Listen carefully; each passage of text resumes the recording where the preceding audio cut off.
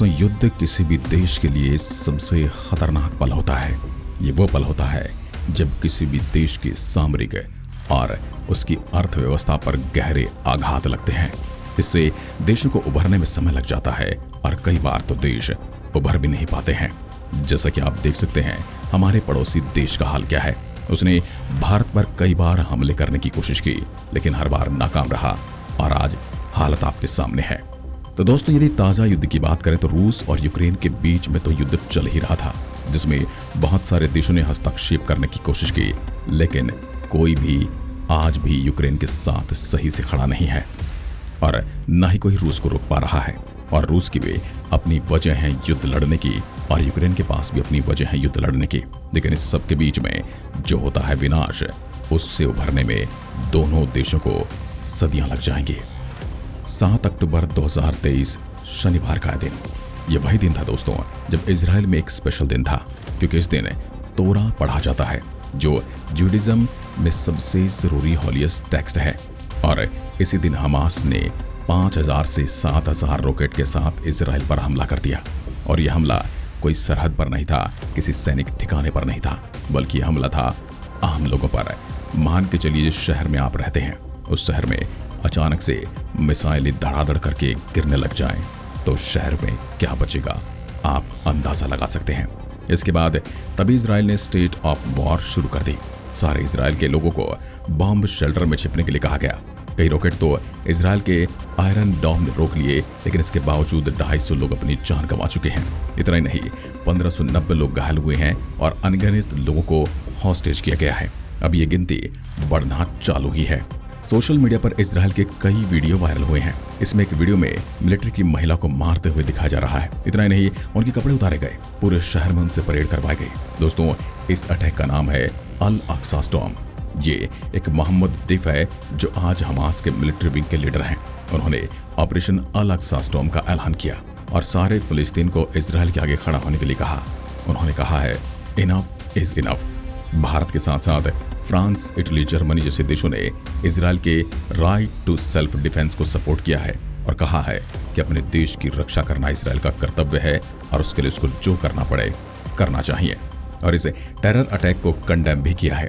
Israel फिलिस्तीन terror conflict पिछले 75 सालों से चल रहा है और इससे भी पीछे जाएंगे तो ये 1400-1500 साल से चला रहा है। और कुछ महीने में वायलेंस की खबरें भी आती रही हैं, लेकिन बाहर इस शब्द का प्रयोग आज हो रहा है क्योंकि अब सच में युद्ध छिड़ चुका है। क्योंकि कल तक ये सिर्फ एक हमला था और आज ये एक युद्ध में बदल चुका है। सच क्या है और इसका ग्लोबल लेवल पर इम्पैक्ट क्या होने वाला है, इसके बारे में चर्चा करते हैं। पिछले कुछ समय से इजराइल फिलिस्तीन कॉन्फ्लिक्ट के बारे में आपने सुना ही होगा।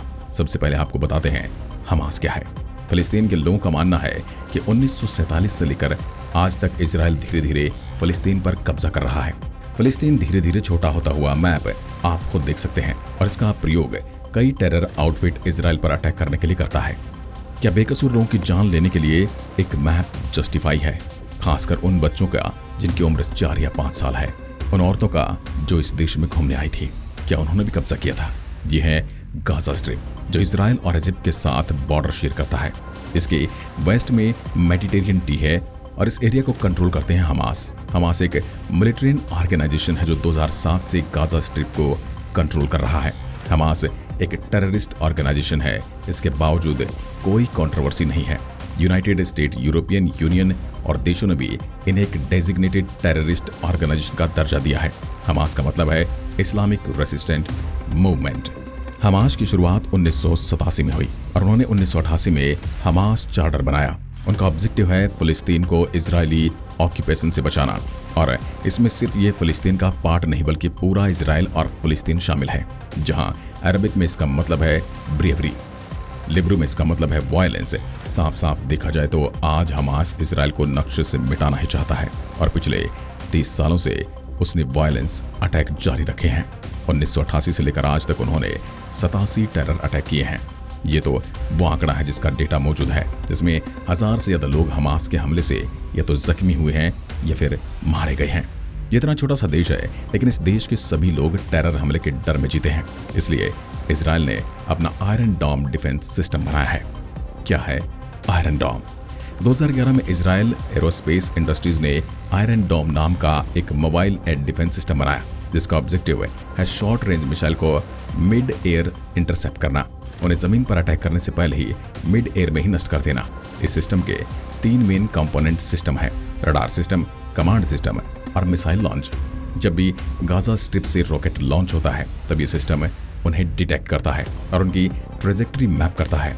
फिर काउंटर मिसाइलें छोड़ी जाती हैं जिनसे गाजा से आने वाली इन मिसाइल को मिड एयर इंटरसेप्ट किया जाए और रोका जाए।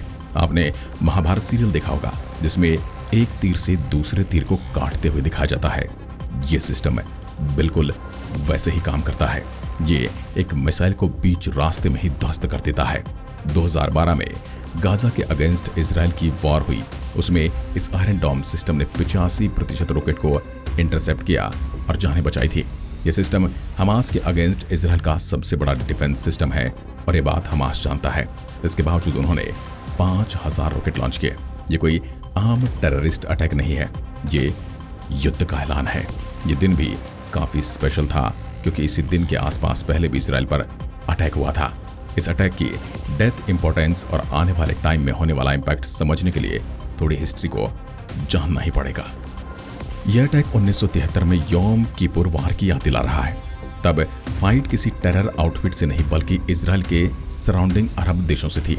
इजिप्ट और सीरिया ने इजराइल पर 6 अक्टूबर 1973 को अटैक किया। ये दिन स्पेशल इसलिए था क्योंकि ये दिन योम किपुर का था। उस दिन जूइश लोग 2000 साल पुरानी ट्रेडिशन फॉलो करता है।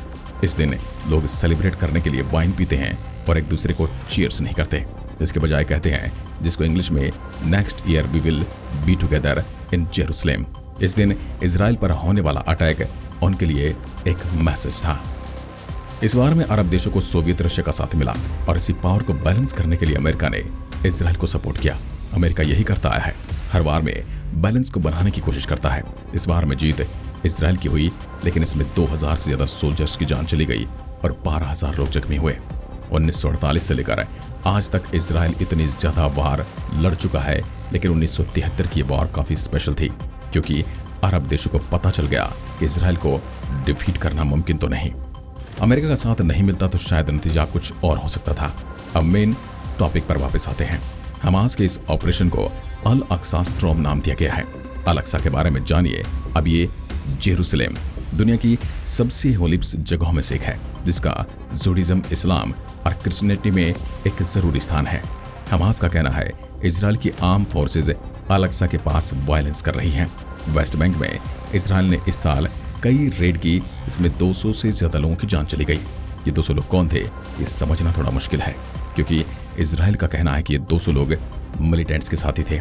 जब भी इजराइल मिलिटेंट्स के खिलाफ एक्शन लेने के लिए वेस्ट बैंक के अंदर जाता है तो उन पर पत्थरबाजी होती है। वहीं इजराइल की ओर से कहा जाता है कि रिटेलिएशन में जाने जाती हैं और फिलिस्तीन मानते कि इजराइल का वेस्ट बैंक में क्या काम है। सिचुएशन हमेशा से कॉम्प्लिकेटेड रही है। इस साल वेस्ट बैंक में 200 से ज्यादा लोग और इजराइल की साइड से 30 से ज्यादा लोग मारे गए हैं।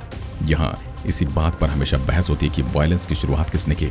इजराइल का कहना होता है लोग पहले पत्थर फेंकते हैं और फिर छिपने के लिए मस्जिद के अंदर चले जाते हैं। वहीं फिलिस्तीन के लोग कहते हैं कि मॉस्क में घुसकर लोगों को बाहर निकाला जाता है और फिर उन्हें मारा जाता है।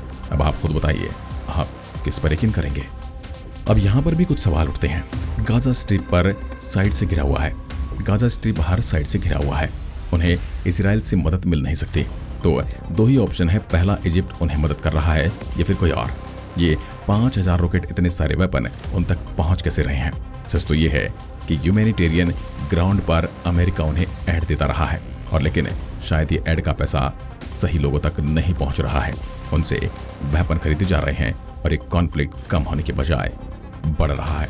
यानी कि पहले भीख मांगते हैं और फिर उस भीख के पैसे से हथियार खरीदे जाते हैं। अब ये समझना मुश्किल है कि इसका भारत पर क्या असर पड़ेगा। इजराइल की लीडरशिप ये मानती है कि हमारे इतिहास का सबसे बड़ा कॉरपोरेशन प्रोजेक्ट है, सिर्फ भारत के लेवल पर नहीं ग्लोबल लेवल पर। और हो सकता है हमास के इस अटैक के बाद ये प्रोजेक्ट रद्द हो जाए क्योंकि ये मेडिटेरियन टी से होकर गुजरता है। अगले कुछ सालों तक अगर ये पूरा एरिया कॉन्फ्लिक्ट में रहता है तो यहाँ पर कोई भी मेजर प्रोजेक्ट शुरू नहीं किया जा सकता है। कोई भी बड़ा देश इसमें इन्वेस्टमेंट नहीं करेगा और ऐसे में अगर रूट बन भी गया तो वो ट्रेड के लिए सेफ नहीं होगा। फिलहाल सऊदी अरेबिया एक ट्रिकी सिचुएशन में आ जाती है, क्योंकि हिस्टोरिकली उन्होंने फिलिस्तीन को सपोर्ट किया है और अब धीरे धीरे उनके इजराइल से कनेक्शन अच्छे बन रहे हैं। अब वो किसको सपोर्ट करेंगे, इजराइल को या फिलिस्तीन को? इनका कोई एक ऑप्शन एक साइड से रिलेशन खराब कर सकता है।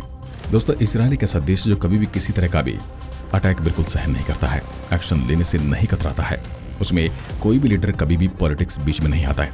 इजराइल के अपोजिशन लीडर भी पूरी तरह से सरकार को सपोर्ट दे चुके हैं और नेतान्याहू ने विपक्ष को मिलाकर एक नई सरकार बनाई है जो सिर्फ और सिर्फ युद्ध के लिए काम करेगी। जब नेशनल सिक्योरिटी की बात आती है तो कभी भी बीच में पॉलिटिक्स नहीं आनी चाहिए। यह हमारे देश के नेताओं को समझना चाहिए, क्योंकि हमारे देश में हमारे सोल्जर्स पर सवाल उठाए जाते हैं, जो कि हमें इजराइल से सीखना चाहिए। इजराइल में मिसाइल अटैक कॉमन हो गए हैं। अब ऐसे अटैक होते हैं कि एक सायरन बजता है और लोगों को अपना काम छोड़कर बंकर में जाना पड़ता है। ऐसी बातें सुनकर आपको लग रहा होगा कि हम कितने भाग्यशाली हैं, लेकिन हम कब तक भाग्यशाली हैं और कितने सालों तक भाग्यशाली हैं, ये हमारी आज की रणनीति तय करेगी। हमें अपने घर के अंदर और घर के बाहर, यानी कि बॉर्डर और बॉर्डर के अंदर दोनों तरफ सुरक्षा के इंतजाम कड़े रखने होंगे और उन्हें कड़े रखने के बाद उनको मेंटेन भी रखना होगा, यदि हम भविष्य में ऐसे किसी अटैक से बचना चाहते हैं तो। बाकी आप इस पर क्या सोचते हैं, कमेंट में लिखकर जरूर बताएं। एक बार फिर मिलते हैं, तब तक के लिए नमस्कार, जय हिंद, जय भारत।